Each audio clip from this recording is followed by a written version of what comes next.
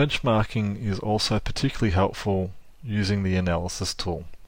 In Shots to Hole, the analysis tool is perhaps the strongest feature of the program. As we move these sliders, we can identify what will happen to the player's score should they hit the ball closer or further away. But it's very difficult to work out sometimes where to slide those bars exactly to.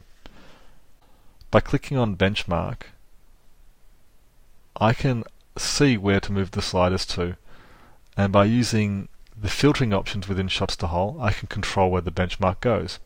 For example, I can go to score range, and in this case I want to go to tool level, so 66 to 71. I've checked everyone instead of just using the player's data, and I'm going to use male information only.